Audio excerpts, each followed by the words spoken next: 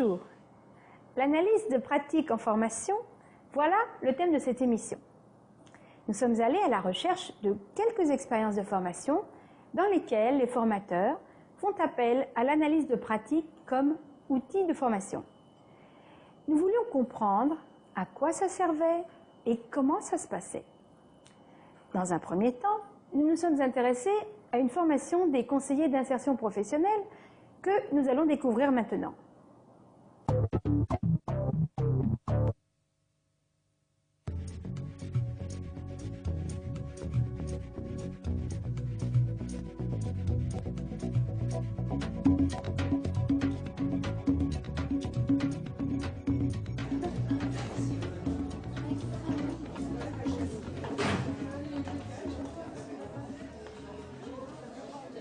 Alors cette formation, elle est née d'un besoin qu'on a repéré sur le terrain, à savoir que les professionnels qui font de l'accompagnement pour l'insertion professionnelle n'ont pas de formation spécifique dans ce champ-là. Ils ont des formations diverses, universitaires ou autres, mais qu'il n'y a véritablement pas de formation jusqu'à présent. Et je crois qu'aujourd'hui, CIP, c'est un métier qui est pas... Enfin, c'est une formation qui n'est pas vieille, c'est un métier qui dure depuis pas mal de temps, où diverses personnes d'horizons différentes viennent. Mais il est vrai qu'on peut avoir le cœur, on peut avoir tout ce qu'on veut. Si on n'a pas la formation, on ne peut pas vraiment être efficace. Et la formation apporte cette efficacité.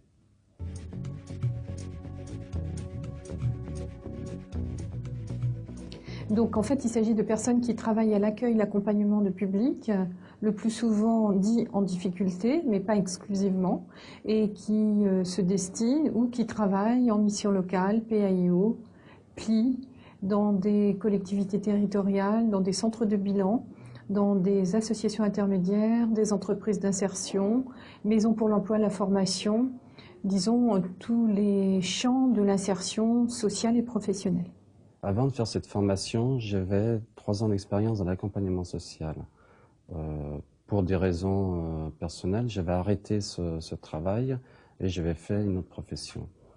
Un jour, j'ai eu envie de revenir au social, mais je voulais prendre des certitudes par rapport à mes compétences. J'ai fait ce qu'on appelle un bilan de compétences. Il est sorti à la fin du bilan de compétences que je n'avais pas besoin de formation. Je le sentais pas du tout comme ça.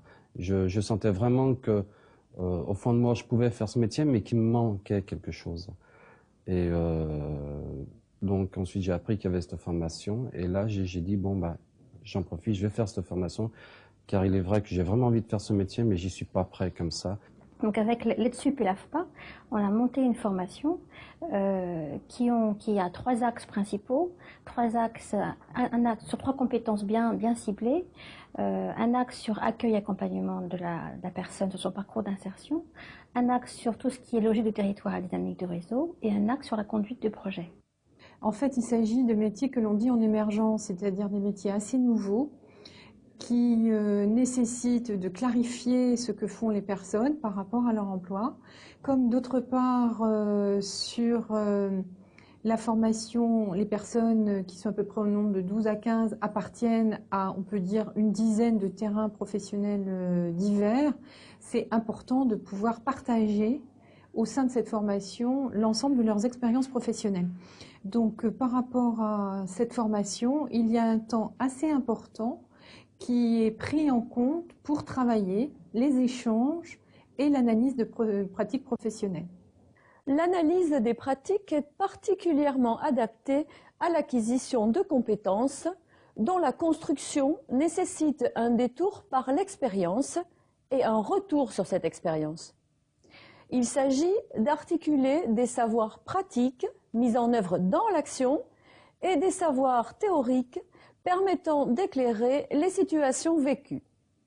C'est un outil méthodologique utilisé pour la professionnalisation et le renforcement des compétences professionnelles liées à certains métiers, notamment ceux à dominante relationnelle et à forte implication psycho-affective. C'est le cas des métiers de la santé, du travail social, de l'accompagnement, de l'accueil, de l'éducation et de la formation. De façon plus générale, on peut dire que l'analyse des pratiques est particulièrement bien adaptée à l'accompagnement des situations professionnelles caractérisée par l'interactivité, l'incertitude ou l'imprévisibilité, et par la nécessité de prendre des décisions sans forcément pouvoir se référer à des situations identiques. L'analyse des pratiques est indispensable dans les formations liées aux métiers en émergence, s'exerçant dans des structures ou institutions diverses, et principalement des métiers à dominante relationnelle où l'on rencontre beaucoup de situations imprévisibles. C'est d'ailleurs ce que nous avions déjà remarqué en faisant une émission sur la professionnalisation des emplois émergents. Mais que faut-il entendre par analyse de pratique? C'est ce que nous allons découvrir dans la deuxième partie de l'émission. Écoutons ce que nous en dit la responsable pédagogique de la formation initiale des assistantes sociales à l'EDSUP. Nous l'avons rencontrée à la mission locale de Torcy-Marne-la-Vallée et elle nous a expliqué que l'analyse de pratique pouvait servir à plusieurs usages. Alors, pour le dire de manière un peu rapide, il y a 4 objets dans ces groupes d'analyse de pratique. D'une part, tout ce qui tourne autour de la relation, et donc c'est toute la question de la gestion des charges émotionnelles dans la rencontre avec les publics en difficulté, et la question des affects, bien entendu. Je crois que si ce travail est fait à un moment donné, que ce soit dans le cas du Carrefour, que ce soit sur ce travail-là, c'est que à un moment donné, la distance, on le dit suffisamment, mais prendre du recul, se distancier par rapport aux situations, c'est aussi, en dernier recours, permettre aux jeunes de mieux se resituer par rapport à ce qu'on est en train d'évoquer. Je crois qu'il y a une des grosses choses qui n'est pas traitée aujourd'hui, c'est l'épuisement professionnel, la souffrance des jeunes, et ce qui renvoie aussi par rapport à sa propre pratique, comme on est happé dans une situation à un moment donné et comment on a besoin d'en sortir, quoi. Alors il y a des lieux, juste pour terminer, parce que c'est important, au niveau des repérages, il y a des lieux comme ça un peu qui servent d'exutoire, d'échappatoire à une souffrance difficile. C'est la cuisine, c'est la documentation, c'est le bureau du collègue, donc là où on déverse un petit peu le trop perçu, le trop reçu. Et puis l'intérêt à un moment donné, c'est de mettre ça aussi en commun. C'est-à-dire que c'est pas un collègue qui soutient un autre collègue, ça se fait au quotidien, mais en même temps, il y a des formes qui sont un peu plus institutionnalisées et qui, en plus, sont accompagnées par une psychiatre qui, en plus, maîtrise très bien tout ce qui est problème de l'adolescence. Il y a un deuxième objet qui est constitué par l'ensemble des techniques et des méthodes pour travailler, comprendre les cas, trouver des solutions. Disons que ce sont des réunions hebdomadaires qui rassemblent un ensemble de professionnels du champ du social, mais qui ont des formations différentes. C'est-à-dire qu'on va retrouver des éducateurs de clubs de prévention, de la PJJ, des assistantes sociales, unités d'action sociale, des formateurs, des conseillers ANPE, conseillers mission locale, un médecin psychiatre tous les 15 jours. C'est une jeune fille qui a été hospitalisée du 11 août au 12 janvier suite à un accident de voiture. Et donc cette hospitalisation ne lui a pas permis de poursuivre son emploi et de s'inscrire comme elle le souhaitait en BTS. Donc là, elle est retournée vivre chez sa sœur. Donc on part de situations très concrètes, des jeunes qui sont les plus en difficulté et qui posent réellement un problème à un moment donné aux professionnels qui les suivent. Il y a un troisième objet qui a été évoqué par les collègues aussi de la mission locale et qui bien sûr occupe les professionnels, qui est toute la question éthique. Toute la question éthique avec à l'intérieur bien sûr la question, donc les normes et valeurs et la question de secret professionnel. Oui, enfin par rapport au secret professionnel, c'est vrai qu'au fil du temps, ça a été tout un travail assez long, parce que à la fois il faut reposer ensemble et redéfinir ensemble un certain nombre de bases. Sur le secret professionnel, c'est vrai que la psychiatrie, le club de prévention, la mission locale, la NPE, chacun, la PJJ, chacun a une approche, une déontologie, une éthique professionnelle qui n'est pas forcément la même. On a mis quand même un certain temps en termes d'ajustement, puisque, par exemple, pour un club de prévention, on intervient surtout sur l'anonymat. Nous, on est sur une démarche volontaire. La PJJ est plutôt sur un mandat. Et on a réussi, je pense, à lever un certain nombre d'obstacles, à la fois par une relation de confiance qui s'est installée dans le temps, à la fois par les aspects un peu conventionnels aussi qu'on a reformalisés. Et je pense que l'animation extérieure a aussi l'a permis de recadrer des choses par rapport à tout ça, quoi. Et puis le quatrième objet de travail, c'est l'apprentissage et la réflexion et l'échange autour des ressources dans l'environnement. Les étudiants en service social ont besoin d'apprendre et d'apprendre à utiliser l'ensemble des dispositifs de protection sociale auxquels ils font appel pour aider les publics en difficulté. L'intérêt des approches différentes, bon, c'est de se questionner sur déjà l'analyse de la situation que chacun fait, les limites de nos interventions, les solutions qui peuvent être proposées, le bon usage des moyens mis à notre disposition.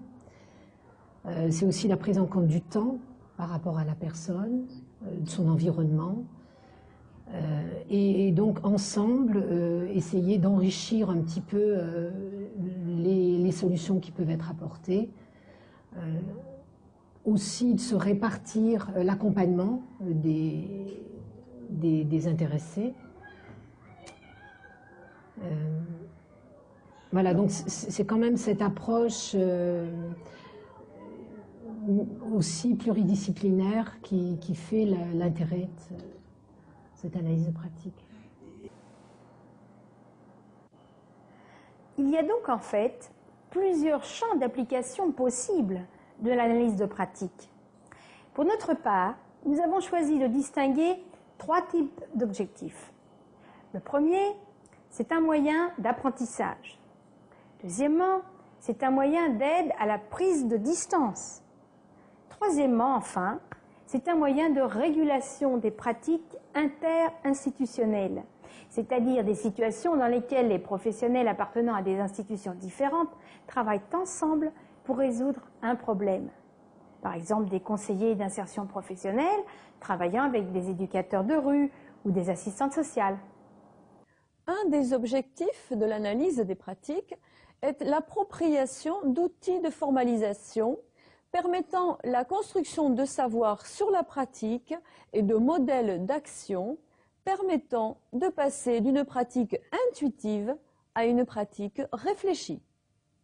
L'analyse de pratique peut porter sur des objets divers et poursuivre des objectifs diversifiés. Ainsi, l'analyse de pratique peut porter sur l'analyse des situations professionnelles vécues par la personne en formation, avec un objectif de construction partagée d'un système de savoir en action. Ce savoir coproduit peut ensuite faire l'objet d'une formalisation et d'une diffusion. L'analyse des pratiques peut aussi porter sur les processus d'implication affective générés par certaines situations vécues, ceci dans un but de clarification de ces dynamiques relationnelles parfois inconscientes. On parle alors volontiers de processus de transfert et de contre-transfert. L'analyse des pratiques peut également être utilisée dans la régulation des pratiques interinstitutionnelles, l'objectif étant alors de permettre l'élucidation des rapports que chacun entretient avec son institution dans une perspective d'acceptation et de rapprochement des pratiques. Certains parlent aussi d'analyse de pratique à propos de la clarification des processus individuels d'apprentissage. Nous avons préféré laisser de côté cette dimension. En effet, il s'agit pour nous d'un autre thème complémentaire qui mériterait une émission à part entière. Dans la troisième partie de cette émission, nous allons essayer de comprendre le rôle de l'analyse des pratiques dans la formation des conseillers d'insertion professionnelle et nous allons retrouver cette formation et écouter ce qu'en disent les stagiaires et les formateurs.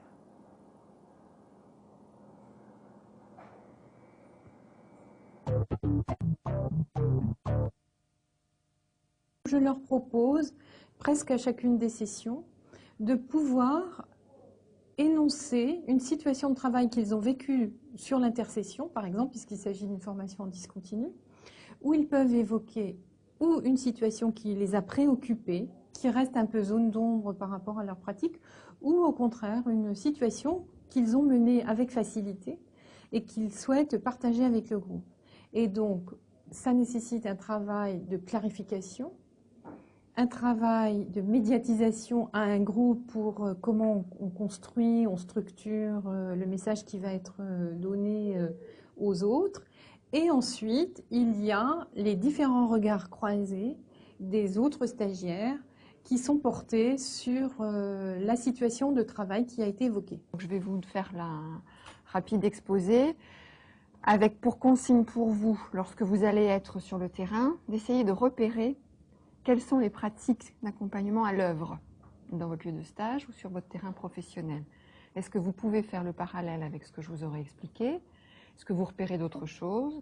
Est-ce que, ou est-ce que vous avez l'impression qu'il y a peu de méthodes mises en œuvre, qu'on fait un peu au feeling, de façon empirique, hein?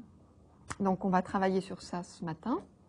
Et puis cet après-midi, on travaillera plus sur la notion de projet. C'est vrai que l'analyse des pratiques, pour moi, elle a deux objectifs. Elle a un premier objectif qui est d'aider les personnes en formation à s'approprier tout ce qu'on leur apporte comme outil méthodologique ou comme concept théorique. C'est-à-dire qu'à partir de situations qu'ils rencontrent sur le terrain, de personnes qu'ils sont en train d'accompagner, ils ramènent ces situations pendant leur temps de formation et on travaille avec eux sur le processus en cours. Qu'est-ce qui s'est passé, quelles sont les étapes, l'évaluation de la situation, le diagnostic, l'objectif, le projet d'accompagnement et puis l'évaluation de cet accompagnement. Donc là, on est vraiment sur décortiquer les différentes phases d'un accompagnement et s'en approprier les phases méthodologiques. Et en même temps, on apporte des concepts théoriques sur la communication, l'entretien, qu'est-ce qui s'est passé à ce moment-là, pourquoi, comment on construit aussi un parcours d'insertion. Le formateur est là pour nous donner justement une méthodologie de travail par rapport à l'analyse de pratique. Comment analyser sa pratique? C'est vrai parce qu'on ne peut pas le faire n'importe comment, il y a quand même des étapes à suivre dans cette analyse. Et le formateur, au fur et à mesure de notre avancée dans ce module, nous a conduit tout au long de l'accompagnement sur toutes ces étapes à construire, ce qui a beaucoup facilité notre travail et ce qui a pu faire sortir des points essentiels à chaque moment. Et il est vrai que sans cet appui, déjà moi, je n'aurais pas pu faire une analyse de pratique, ça c'est sûr. L'analyse des situations professionnelles porte sur des situations relationnelles liées aux pratiques d'accueil, d'aide, d'accompagnement, de guidance, de conseil, de régulation, de formation, etc. Il peut s'agir de situations ayant provoqué un sentiment de réussite ou un sentiment d'échec sur le professionnel qui rapporte la situation. Mais il s'agit toujours de situations problématiques et reconnues comme telles par les autres professionnels en formation. Quand on travaille sur l'accompagnement, ce qui est important pour vous, c'est de repérer dans quel contexte institutionnel ça se situe. Donc en fait, moi quand j'interviens, je ne suis pas dans ben voilà comment on fait un accompagnement, petit A, petit B, petit C. Même si ça vient, je dirais dans un deuxième temps, c'est plutôt on part de situations que vous apportez, on part aussi de la façon dont dans vos structures on accompagne, où on monte un projet, parce que ça se passe aussi sur le projet, et effectivement on va regarder à travers la situation les différentes étapes méthodologiques. Enfin, moi je sais que j'insiste beaucoup sur la notion de diagnostic de départ, parce que très souvent quand ils apportent une situation, ils ont eu un entretien, et ils sont déjà dans le projet. Ils ont déjà leurs propres objectifs de travail. Donc c'est de les amener à réfléchir sur est-ce que vous avez vraiment travaillé sur difficultés potentielles de la personne, mais aussi potentialité de l'environnement. Est-ce que vous avez bien identifié ce que la structure peut apporter, ce que vous pouvez apporter, ce que l'environnement peut apporter. Et à partir de là, effectivement, on réfléchit à des objectifs de travail. Quand il utilise l'analyse des pratiques comme outil de construction partagée des savoirs, le formateur doit abandonner sa position d'expert pour celle d'un facilitateur, d'un médiateur qui propose des liens, des ponts entre les savoirs émergents liés à l'action et les savoirs formalisés liés à des modèles théoriques plus ou moins stabilisés. Donc pour ma part, moi je dirais que je me positionne en situation de non-expert, c'est-à-dire que là il n'est pas question d'avancer des éléments de contenu, des éléments théoriques dans un premier temps.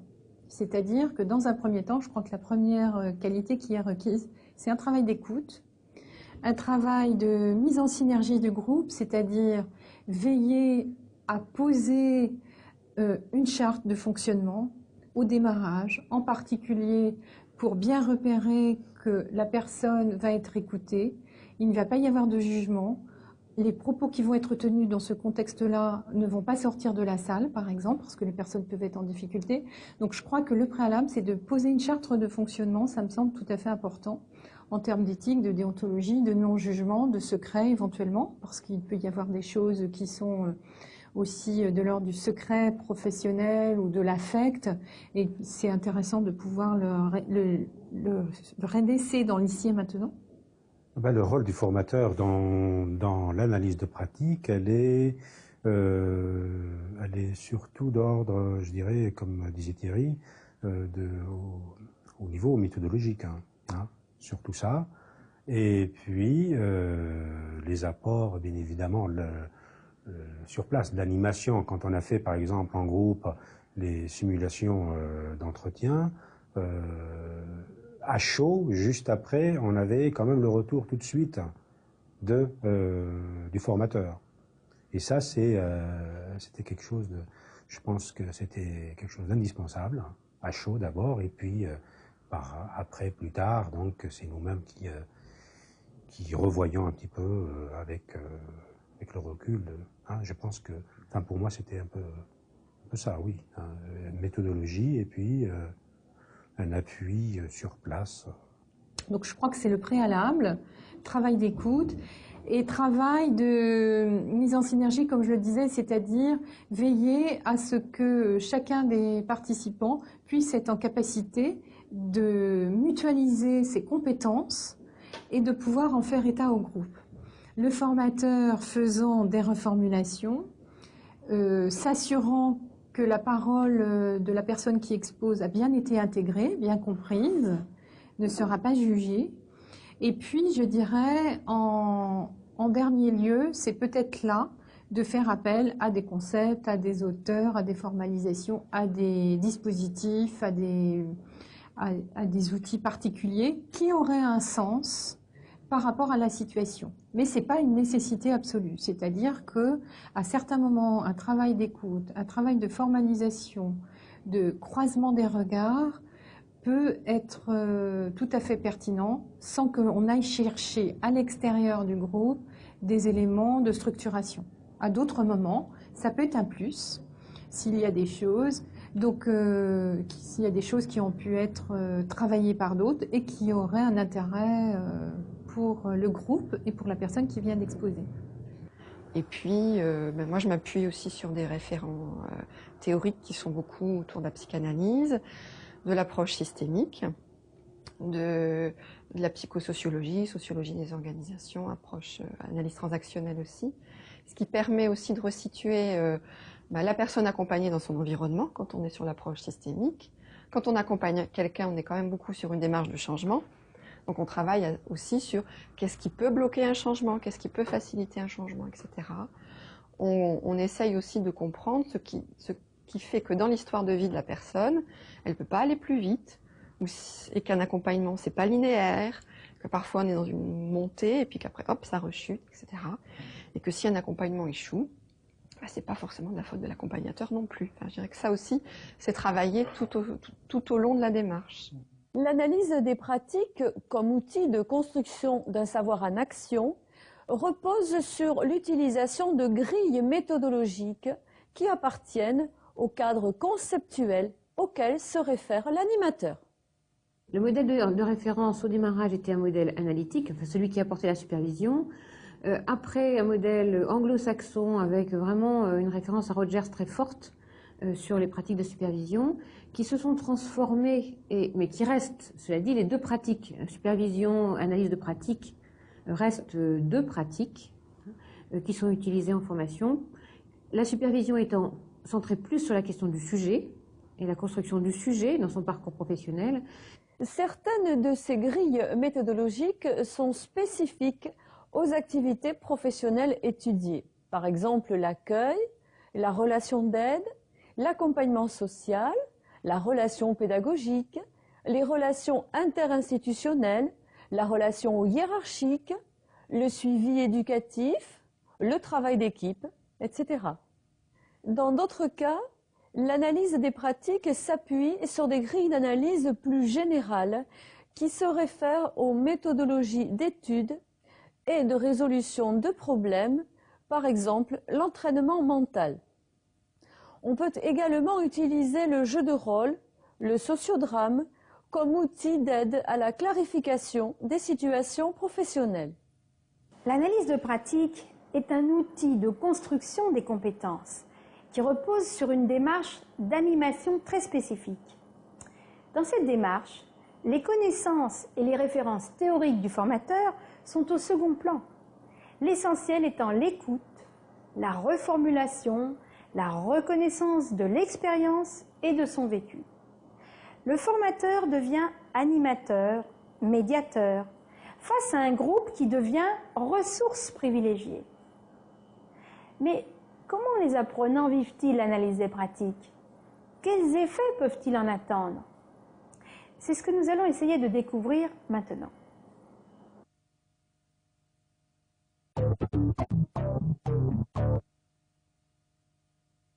Avant ma formation, donc, je faisais de l'accompagnement dans un état d'urgence, c'est-à-dire j'accompagnais sans vraiment réfléchir après à ce que je faisais, à ce que je mettais en place, c'est-à-dire j'avais aucune méthodologie de travail, donc ça marchait quand même l'accompagnement.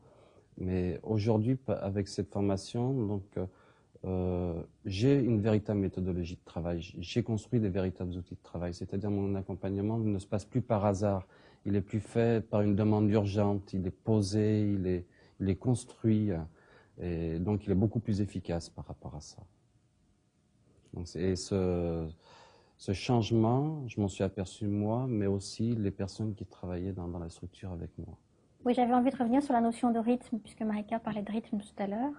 Je crois que ça, c'est quelque chose qu'on interroge beaucoup dans l'analyse de pratique, à savoir que le conseiller d'insertion professionnelle, il est dans une urgence et dans une inquiétude, et dans une angoisse de ne pas avoir la réponse pour l'autre. Et l'impulsion de départ, c'est j'ai un usager en face de moi, il faut absolument que je trouve une solution pour lui.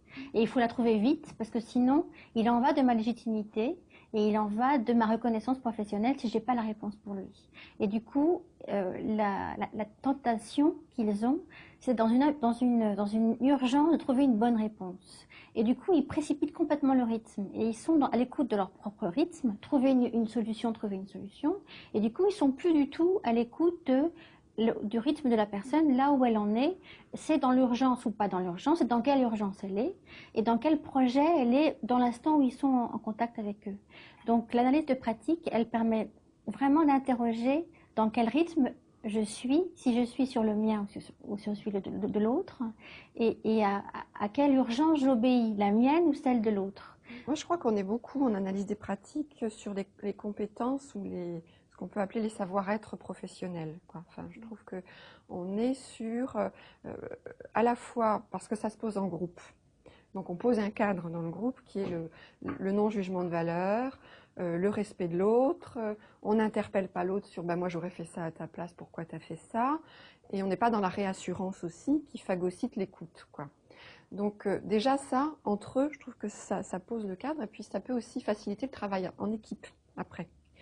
Et puis je trouve qu'on est sur des capacités, donc on favorise la capacité d'écoute, mais d'écoute positive et vigilante. Et puis, on est aussi sur la capacité d'analyse. C'est-à-dire que souvent, quand ça coince, quand il y a un problème, que ce soit en projet, on va chercher à justifier. On va chercher parfois les causes, ou les responsables, ou les coupables.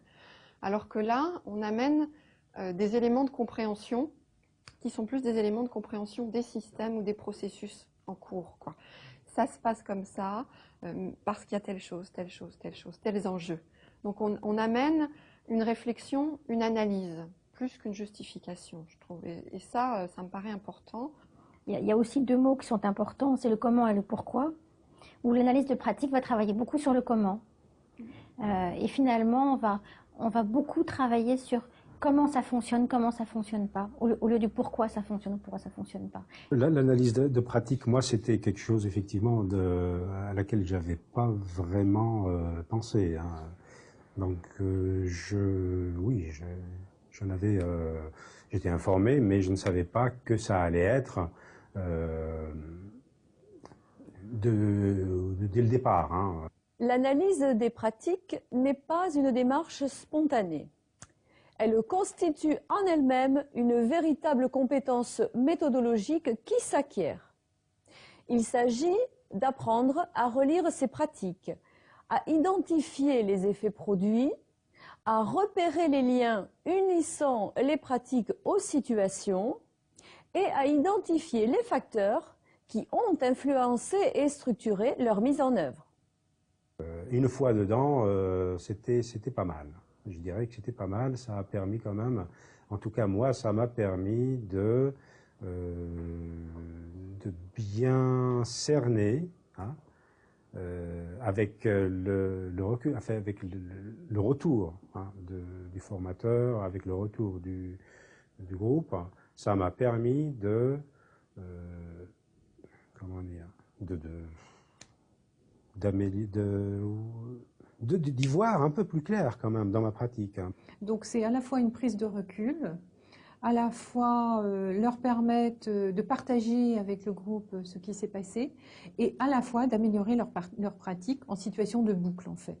J'énonce ce qui s'est fait, je bénéficie de l'apport de d'autres professionnels et de l'apport d'une formatrice dont c'est la mission, et ensuite ça me permet déjà de changer mon regard sur la situation et éventuellement de m'améliorer par la suite.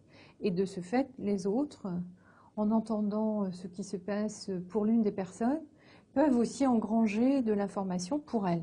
Il y a une espèce de situation miroir qui s'opère à ce moment-là et qui leur permet aux autres, qui n'ont pas énoncé la situation, de pouvoir aussi se projeter par rapport à cette situation-là.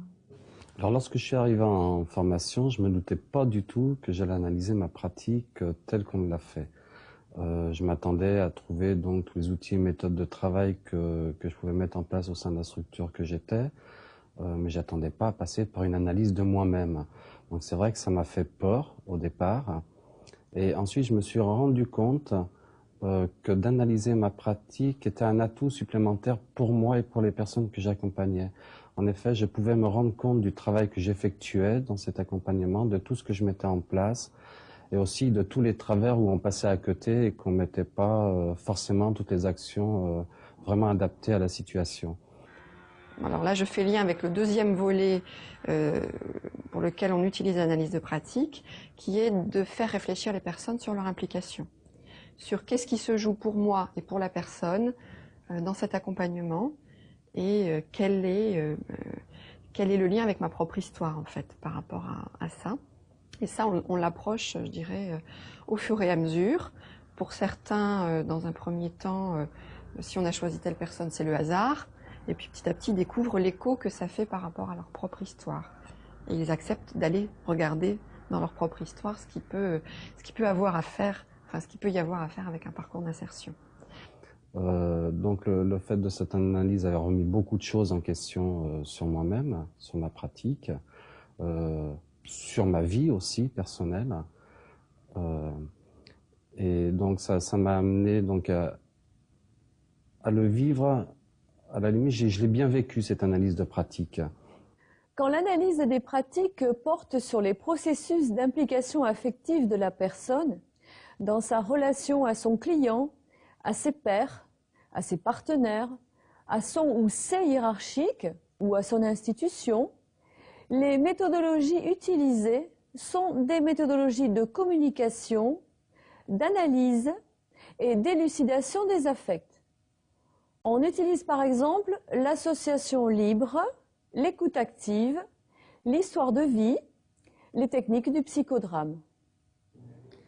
Alors, en termes de compétences, l'analyse de pratique, outre le fait de prendre du recul par rapport à sa pratique, ça permet de créer une posture singulière qui est, dès l'instant que je me mets en situation de poser des actes professionnels, c'est d'être en capacité d'avoir un regard rétrospectif, une relecture des actes que je pose. Et ça, je crois que ce qui est intéressant par rapport à une formation comme conseiller en insertion professionnelle, c'est d'inscrire cette dynamique-là comme étant effectivement une posture professionnelle inhérente à ce type de métier où on travaille avec des humains, où les choses ne sont jamais acquises une fois pour toutes, où elles sont toujours à rejouer en fonction des individus que l'on accueille.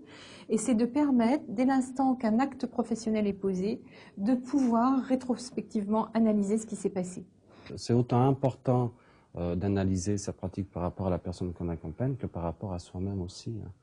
Parce que si on analyse que la personne, on va voir que les actions qu'on a mises en place, on va voir que ce qui a été fait, on va pas voir comment nous on l'a fait, de quel outil on s'est servi, de quel partenaire aussi on s'est servi. Tout ça, on va l'occulter. Donc il est vrai que de s'analyser soi-même, à la limite pour moi c'est même beaucoup plus important que d'analyser l'accompagnement par lui-même. Dans la formation de CIP, je pense que ce volet-là de l'analyse de pratique, il est indispensable, hein, comme dit Thierry. Ça, en tout cas pour moi, hein, je le répète, ça a été nouveau, hein, c'était quelque chose de nouveau pour moi, et ça permet effectivement de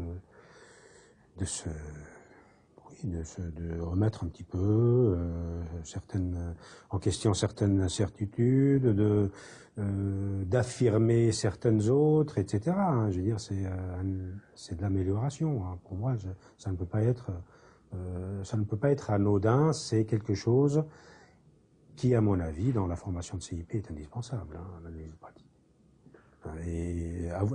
En tout cas, moi, ça m'a donné envie de continuer plus tard, hein, dans ma pratique, dans le cadre de ma profession. Oui.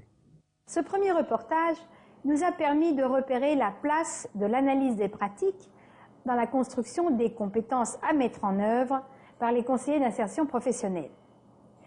Nous allons maintenant nous intéresser à la formation des ALMS, des agents locaux de médiation sociale.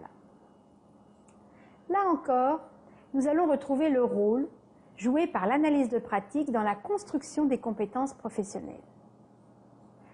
Avant de demander à Thierry Riquet, formateur ALMS à Amiens, d'expliquer la place de l'analyse de pratique dans la formation, nous allons suivre des agents locaux de médiation dans leur travail de terrain.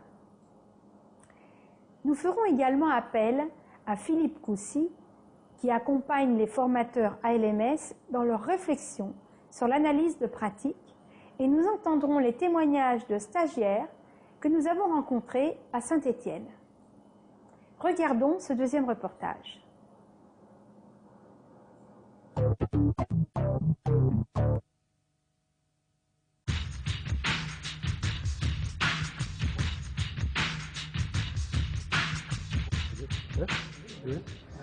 Salut les gars, Malik, Daryl, Wari, ça va? Qu'est-ce qu'ils font ici les gars là? Hein? Quelle activité? T'as été viré de cours? Pourquoi t'as été viré de cours? Et pour quelle raison tu t'es battu encore?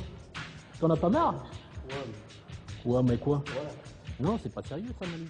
Alors c'est vrai qu'on est tombé dans les néologismes, on est un peu dans les nouvelles pratiques professionnelles, qui des nouvelles pratiques, des nouvelles démarches et nouveaux outils. Moi je parle de démarche et il y a des valeurs qui sous-tendent le métier d'agent en médiation. Il faut forcément qu'on les retrouve dans le fonctionnement d'une formation, en tout cas dans la logique du formateur. Derrière ça, il y a les outils, les approches, dont je parlerai les plus importantes, l'analyse de pratique, qui est au cœur de l'activité d'un agent en médiation professionnelle, c'est-à-dire revenir prendre du recul par rapport à sa pratique, ses actes au quotidien.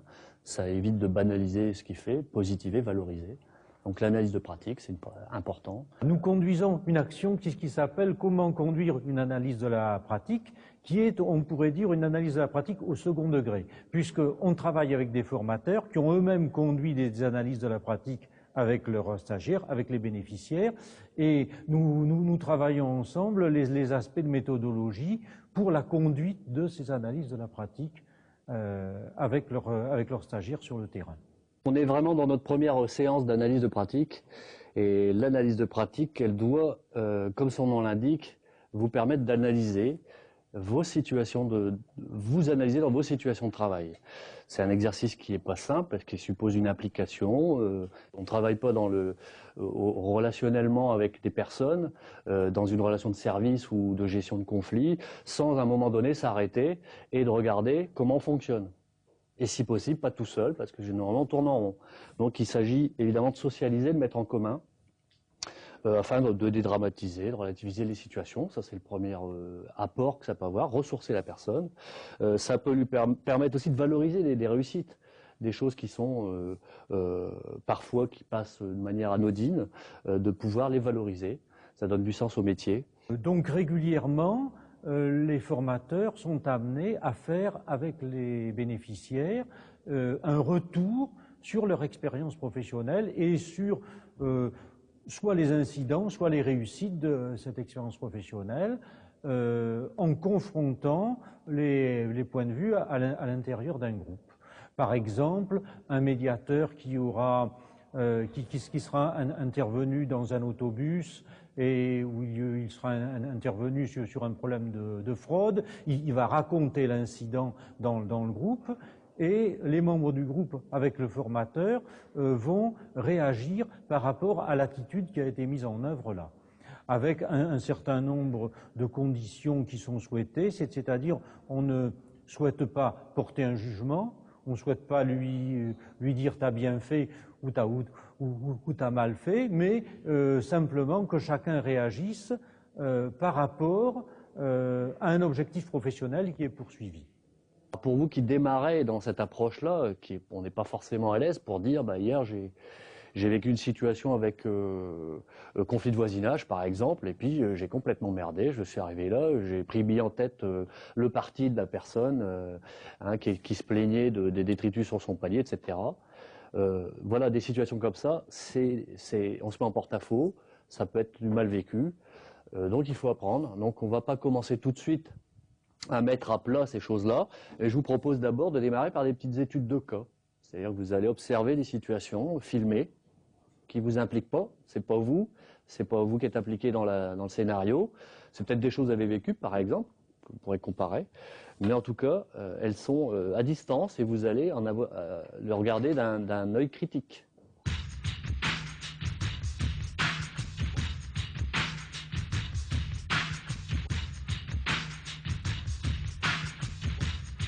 Donc, il reste que le père de Romis à contacter. Voilà. Vous n'avez pas vu, vous, le père de Romis? On a préféré vous laisser faire ça parce que vous avez eu déjà contact avec. Pour ce qui est de NAMS et pour ce qui est de Émilie, nous on prend contact avec leurs indicateurs PJJ respectifs pour voir ce qu'on va en faire de ces deux-là. Okay. L'étude de cas, c'est une façon un peu plus soft de travailler sur des situations qui soient détachées des auteurs et puis d'en déduire, on va dire, des procédures, peut-être des protocoles dans le meilleur des cas. Dans les cas les plus difficiles, c'est au moins se centrer sur le fonctionnement de la personne dans la situation. Comment, toi, dans telle situation, tu vas réagir? Il y a la procédure, d'accord, mais toi, qu'est-ce que tu te sens capable de faire? Comment tu te sens? Et parfois, on est surpris des solutions trouvées ou des possibilités d'aborder les problèmes qui peuvent être aussi diverses qu'il y a de personnes, de bénéficiaires d'informations. Bonjour. Bonjour. Nous sommes agents de médiation. Bonjour. Ça va? Ça va? On discute? On discute. Regarde-moi, la fille, tu dis bonjour. Dis bonjour au moins. C'est bien pour toi. C'est bien pour toi. Bon, allez. Bon, merci. Ça va bien? Ça va. Mais en fait, c'est pour vous voir parce que on entendait dire qu'il y a des jeunes qui se mettent un peu par-ci par-là sur les voitures. Attends, s'il te plaît, écoute-moi d'abord. Ne réagis pas déjà comme ça. Non, si tu as des choses à dire, tu le diras, mais s'il te plaît, laisse-moi dire ce que j'ai à dire, quoi. C'est une grande famille, celle de l'analyse de la pratique. Mais c'est autre chose au sens où on est tout de même centré sur des conduites professionnelles bien définies, qui sont assez structurées en général et qui laissent moins d'espace peut-être aux aspects relationnels que le métier de formateur, par exemple. Donc, par le fait même, on est un peu plus confronté à des analyses de la pratique qui sont souvent en lien avec des procédures qui sont bien repérées. Je pense qu'on a remarqué par diverses expériences de formation que des jeunes qui ne travaillaient pas sur le même site, donc qui avaient quand même, pour un même métier, des emplois quand même très différents, c'était intéressant qu'ils puissent échanger ensemble sur leur pratique professionnelle. Le but de la formation, c'est de faire acquérir, je dirais, aux stagiaires des compétences générales. Hein, on va pas, je pense pas que la formation traite simplement des agents de médiation de rue comme moi et Souno, ou ceux qui travaillent sur des structures un peu différentes comme la STAS ou Casino, entre autres. Je dirais que la formation, elle est globale, c'est simplement faire acquérir aux stagiaires des compétences de communication et d'information qui sont utilisables dans n'importe quelle structure. Comme nous, on est originaire du quartier qui est plus ou moins difficile sur la commune du Chambon-Feugerolles. Pour nous, ça nous aide à faire la part des choses entre habitants et agents de médiation. Donc, quand on est sur le terrain, on agit plus en tant qu'agent de médiation qu'en tant qu'habitant. Donc, on arrive à gérer les situations plus facilement avec les techniques qu'on apprend à la formation. Et donc, notre rôle d'habitant, elle n'existe plus, quoi. Il n'existe plus quand on est sur le terrain. On est surtout agent de médiation. Comme l'a dit Souna, effectivement, on fait pas mal d'analyses de la pratique. Hein, je veux dire, tous les débuts de semaine, quand on arrive le lundi matin, on fait un petit colloque. Donc, on parle un petit peu des situations rencontrées sur le terrain. Et effectivement, on essaye de comprendre pourquoi telle situation a dégénéré ou pourquoi on n'a pas réussi à maîtriser la situation. Voilà, il y a effectivement tout un travail sur l'appropriation des procédures, sur leur adaptation aussi à un contexte, sur la souplesse qu'il convient d'avoir avec elles, et puis sur le champ de la liberté qu'elles peuvent laisser.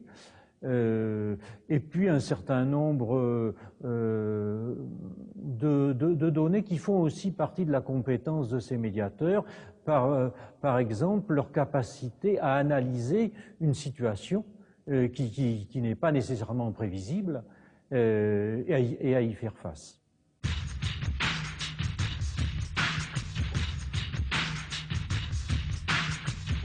ne peut pas intervenir sur une personne qui est en manque ou qui est droguée comme une personne qui est saine.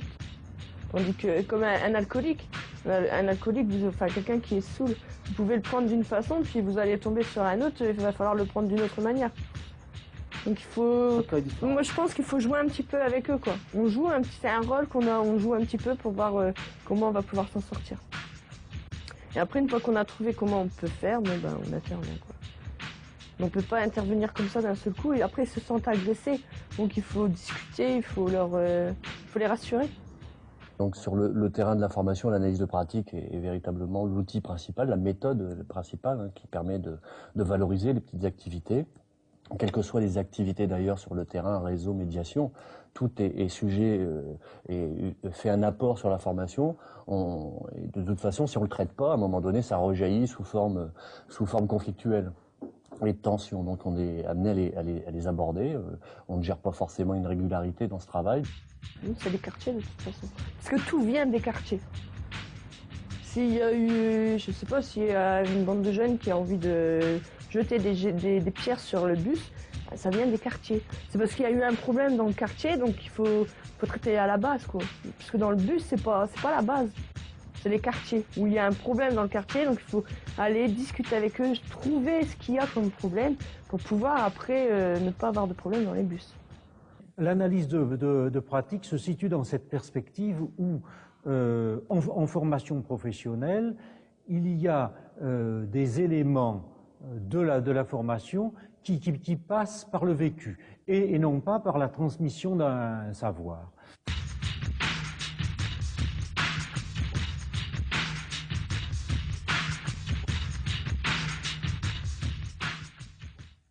J'espère que maintenant vous y voyez plus clair sur le rôle de l'analyse de pratique dans la construction des compétences professionnelles.